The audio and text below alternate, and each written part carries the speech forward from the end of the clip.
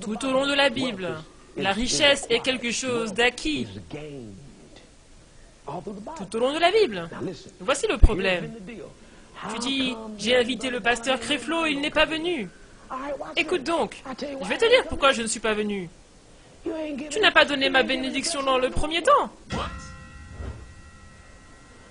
Tu ne m'as pas donné de bénédiction ni rien à multiplier.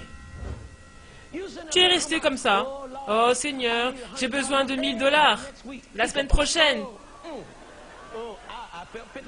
15 000 $. 20 000 $.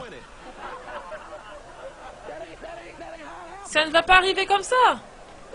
Ce n'est pas comme cela que ça fonctionne. Vous n'avez rien donné pour la bénédiction, rien à multiplier. Il va falloir investir des choses matérielles. Si vous avez besoin d'argent, cela va nécessiter l'implication de votre argent pour que ça puisse être multiplié. Ça ne va pas arriver autrement. Écoutez, je ne vais pas vous décevoir, mais mes chers, tout le reste n'est qu'une fantaisie. Ça ne va pas tomber du ciel. Dieu ne va pas faire tomber de l'argent du ciel. Ça ne va pas arriver. Vous allez devoir être impliqué avec votre argent. Vous allez devoir être impliqué avec votre argent. Oui, mes frères, il ne me reste que 2,50 $. Ça n'est rien, je ne peux rien faire. C'était la même chose avec les 2 morceaux de poisson et Jésus. Vous prenez le pas assez et vous le donnez à Jésus. Ensuite, il va le bénir. Et la prochaine fois que vous le verrez, ce sera au-delà de vos espérances. Mais on a tellement peur. Regardez comment le diable opère. On a trop peur de semer parce qu'on est convaincu que chaque prédicateur essaie de voler notre argent. Et quand un prédicateur vole ou utilise mal cet argent, le diable vous trompe. Il le met sur toutes les chaînes de télévision. Et vous pensez immédiatement que chaque prédicateur est exactement comme cela et qu'ils font tous la même chose. Ce n'est pas tout le monde qui vole l'argent. Si vous connaissiez la plupart des gens que Dieu a levés pour prêcher ce message, vous sauriez qu'il les a d'abord bénis financièrement et ensuite il les a envoyés prêcher ce message. Donc vous n'avez pas besoin d'avoir peur. Je veux dire, avec un budget de $1 million, que vas-tu voler?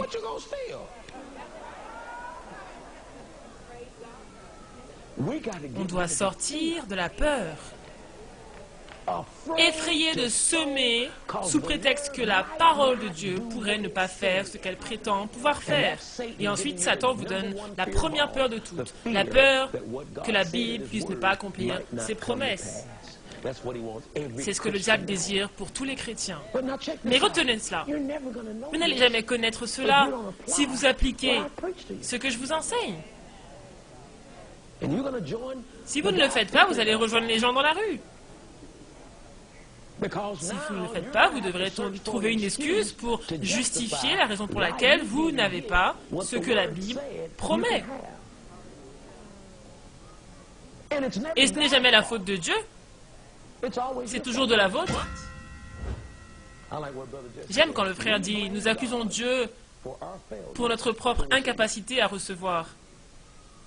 C'est lui qu'on accuse. On va changer certaines choses. Et soudainement, ce message est en train d'aller dans des rassemblements étudiants, dans des internats. Donc, vous allez devoir faire quelque chose. Tout est toujours stimulant quand on pense qu'on va avoir quelque chose gratuitement. Alors on crie, on hurle, on fait des choses, on tourne, on fait des ballets. Louez-le soit le Seigneur. Et dès que je dis, vous allez devoir me donner de l'argent,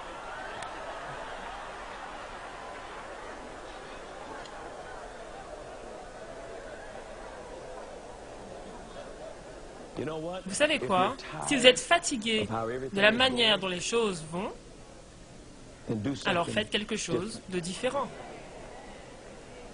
Parce que tant que vous continuerez de faire les mêmes choses, vous serez piégé dans un cercle fou. Vous êtes fou. Parce que rien ne va changer. Tout simplement parce que vous faites toujours les mêmes choses. Et quand vous pouvez commencer à donner parce que vous avez de l'affection pour Dieu et que vous voulez donner, oh, j'en ai plus qu'assez que tous ces prédicateurs ne parlent que d'argent. Eh bien, lorsque vous en aurez, on arrêtera d'en parler.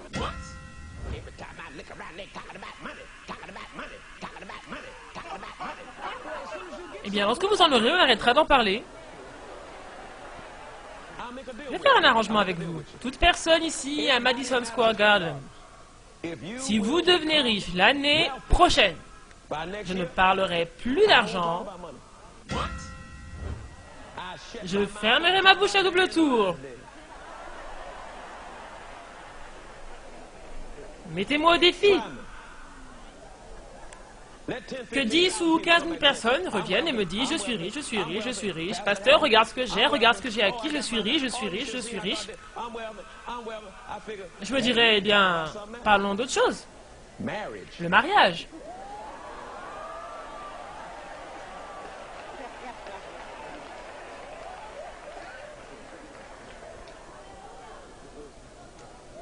Vous me suivez maintenant?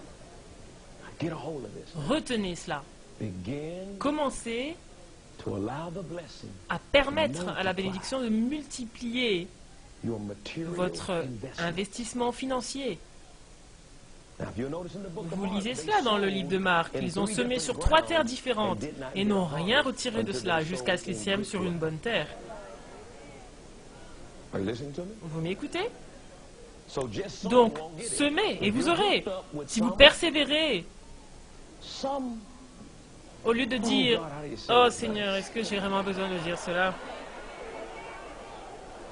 Vous savez, je n'ai jamais été très bon pour trouver les bonnes paroles. Hein. Je veux dire, je suis quelqu'un de gentil, ne m'en voulez pas, mais si vous êtes piégé avec certains mauvais prédicateurs qui ne vous enseignent pas, vous savez, ils doivent me donner de l'argent, ils doivent me donner de l'argent. Eh bien, si vous ne leur donnez pas des choses spirituelles, vous n'avez pas le droit d'espérer des offrandes.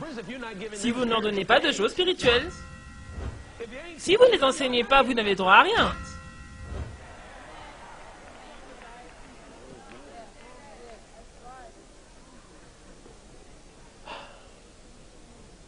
Vous comprenez ce que je dis ce soir?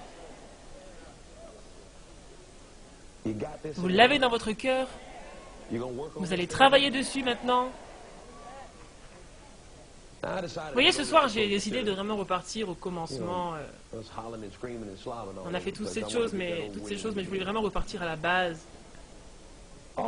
Tous les hommes qui ont eu les révélations, qui ont changé le corps de Christ, étaient des donneurs. Ils ont créé la phrase « argent, bien dans le corps de Christ ». Vous savez, et c'était une parole du Dieu Tout-Puissant. Certains disent « Oui, mais l'argent n'est pas venu à moi, mais c'est parce que vous n'avez pas fait ce qu'il fallait. » Aucun argent n'est venu à vous parce qu'aucun argent n'est venu à lui. De quoi vous parlez? Vous dites « Argent, viens à moi maintenant ».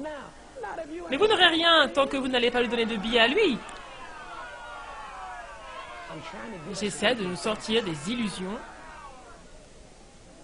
pour aller à la réalité de ce que ça va coûter de marcher dans cette prospérité. Voulez-vous baisser vos têtes un instant?